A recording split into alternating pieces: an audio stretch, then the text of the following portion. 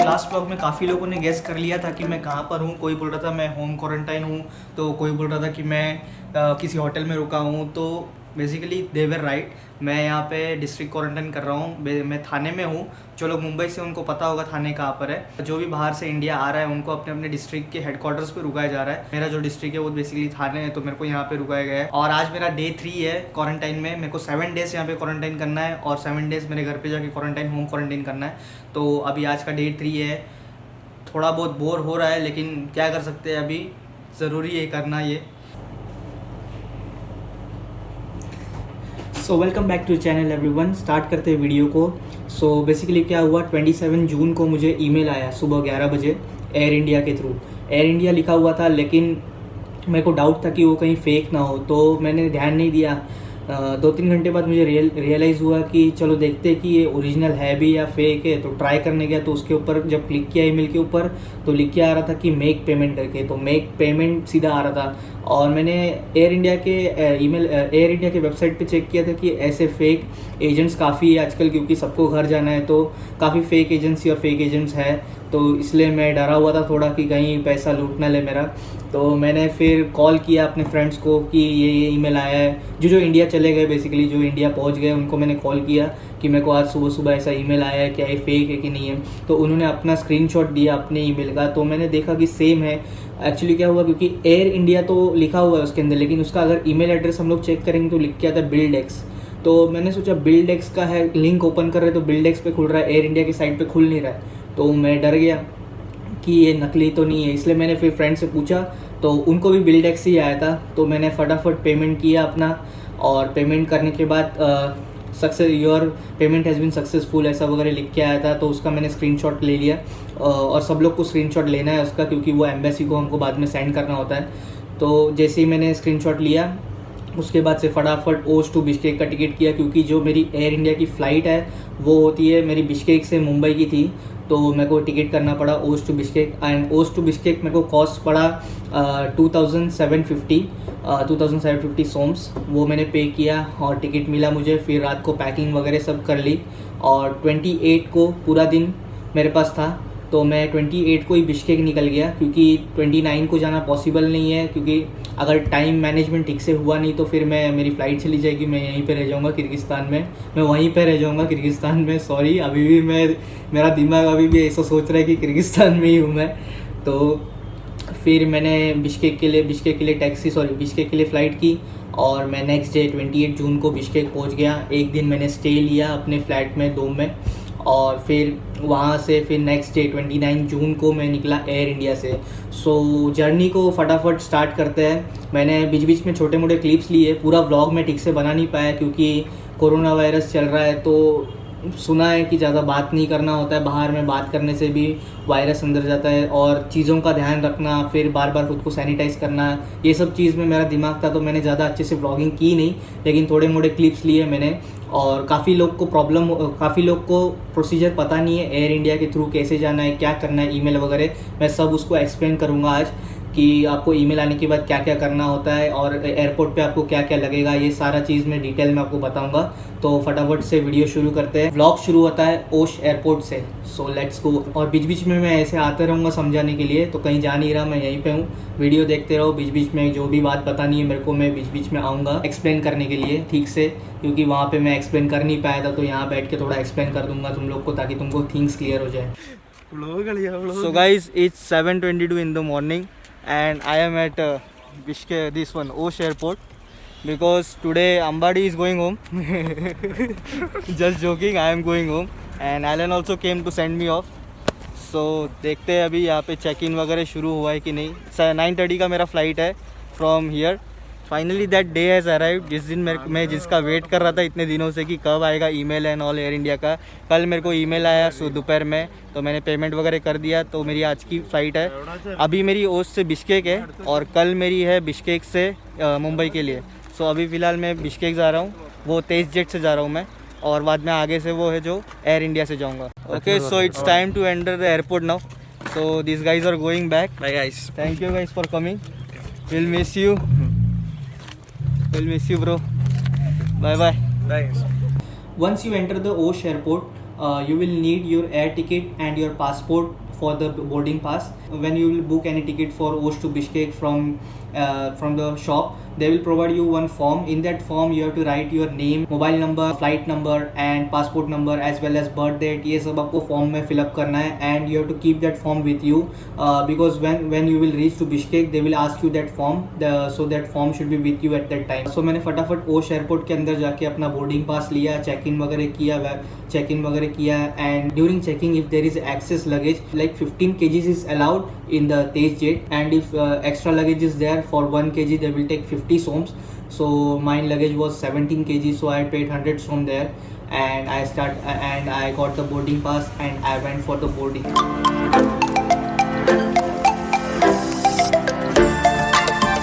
After boarding it was time for the takeoff and I saw Osh for the last time. It was very sad moment for me. I know I sound sarcastic, Osh students can relate to this, but yeah seriously something थोड़ा बहुत तो लगता है ना यार, कितना भी हो.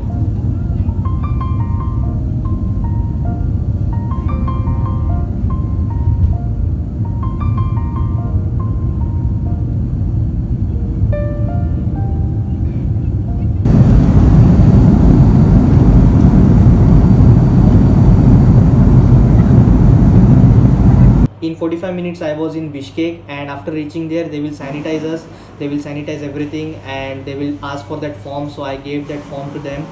Then I took the luggage and took taxi and went to the flat because one night stay था मेरा, अगले दिन फ्लाइट थी तो पूरी रात वहाँ पे एयरपोर्ट पे रुकने नहीं देते कोरोना की वजह से.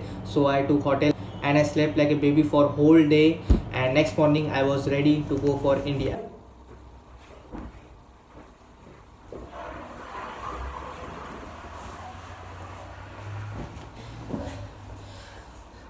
So good morning guys, this is the next day I am vlogging. कल मैंने व्लॉग नहीं किया क्योंकि थक गया था मैं. तो कल मैं 12 बजे कुछ यहाँ पे चेक इन हुआ था इस होटल में. So we stayed here one night and now today we are living for India, Mumbai basically. अभी मेरी फ़्लाइट है बिश्केक से मुंबई जो कि एयर इंडिया की है. तो अभी फटाफट रेडी होते हैं. रेडी तो हो गया हूँ, बस बाल सुखाना बाकी है. अभी थोड़ा नहा के निकला हूँ तो बाल को ड्राई करके सेट करके अभी हम लोग निकलेंगे. बाहर टैक्सी वाला खड़ा है तो फटाफट करके चलते इंडिया के लिए. This was the room where I stayed. 2 आदमी का रूम है ये. मेरे को पड़ा कुछ 1100 का. मेरे साथ मेरा एक फ्रेंड भी था तो हम लोग ने शेयर करके like 600 550 600 some around like that आया.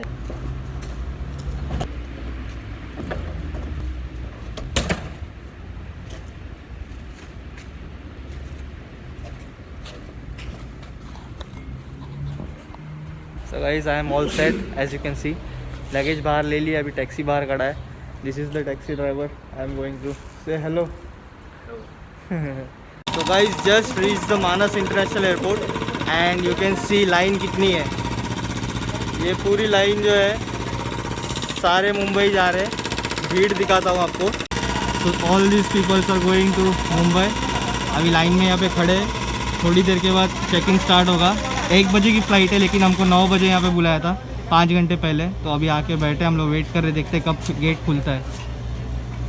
क्यू ख़त्म होने को लगा पूरा 1 घंटा. 1 घंटे के बाद मैंने एयरपोर्ट के अंदर एंट्री मारा और एंट्री मारती ही हम लोग को सेकंड फ्लोर पे लेके गए एज़ यूजुअल, क्योंकि मानस इंटरनेशनल एयरपोर्ट पे जो भी इंटरनेशनल फ़्लाइट्स है वो सेकंड फ्लोर से ही जाती है. वहाँ पे चेक इन होती है उसकी. तो वहाँ पे हमने चेक इन करी. चेक इन के टाइम पे आपको अंडरटेकिंग फॉर्म भरना होता है. अंडरटेकिंग फॉर्म सबमिट करना होता है जो कि ये फॉर्म है, ये अंडरटेकिंग फॉर्म बोलते हैं. इसको सबमिट वहाँ पे करना होता है और बदले में वहाँ से उन लोग आपको ये वाला फॉर्म देंगे. ये फॉर्म को आपको अपने पास रख लेना है. उसके बाद मैंने फिर सिक्योरिटी चेक इन करी. सिक्योरिटी चेक इन के बाद वहाँ पे जाके वेटिंग हॉल में वेट किया. वेटिंग के टाइम पे आप लोग ये जो सेकंड वाला फॉर्म जो दिख रहा है ये आप भर सकते हो. वेटिंग पीरियड खत्म हुआ और फाइनली हम लोग को वो देखने मिला जिसको देखने के लिए आंखें तरस गई थी. हमारे सामने थी एयर इंडिया की फ़्लाइट. 2-3 महीने से हम लोग इंतज़ार कर रहे थे कि कब घर पे जाने मिलेगा, कब हम लोग को फ़्लाइट मिलेगी, कब ईमेल आएगा. और फाइनली वो टाइम आ गया था जब एयर इंडिया सामने था और हम लोग फ्लाई करने वाले थे इंडिया.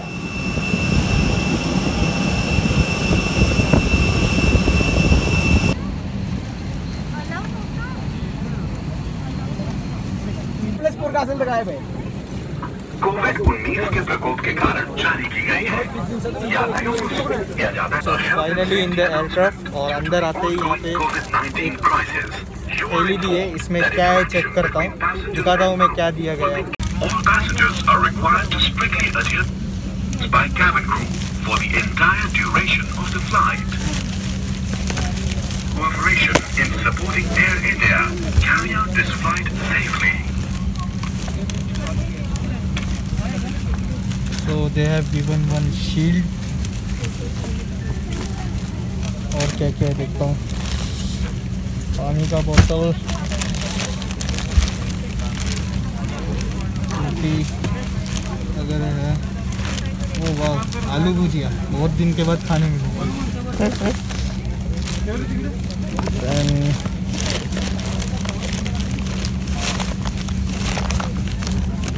अंदर है एक बॉक्स है, उसमें फ्रूटी वगैरह है, सैंडविच है। लेट्स सी, जब मैं इसको खोलूँगा तब मैं दिखाऊँगा।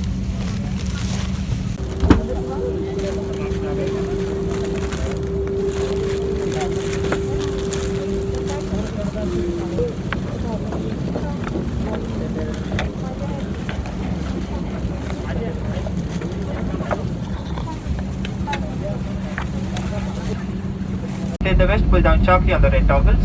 You can also inflate it by blowing into one 20 tubes at the top. For children, pull down the one toggle. Each vest has a light which is activated when the battery comes in contact with water. The light vest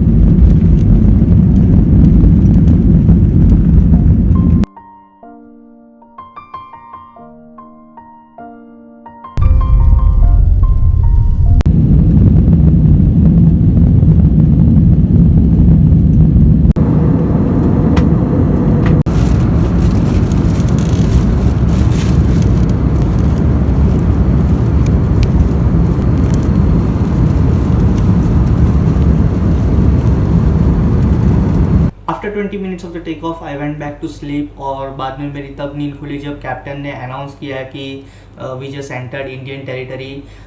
basically जो Air India है वो गुजरात के side से enter करी थी Indian territory में।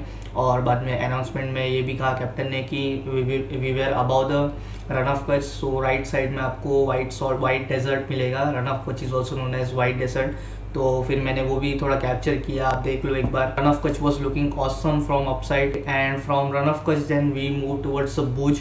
भुज के ऊपर से होती है फ्लाई करते हुए मुंबई में एंटर किया फ्लाइट ने। थाने मुंब्रा घाट के ऊपर से फ्लाई करते हुए धारावी के ऊपर से गई फ्लाइट और फिर just we landed in the Mumbai and it was awesome to see Mumbai after so many days and it was very happy moment for me to see Mumbai after this much long time.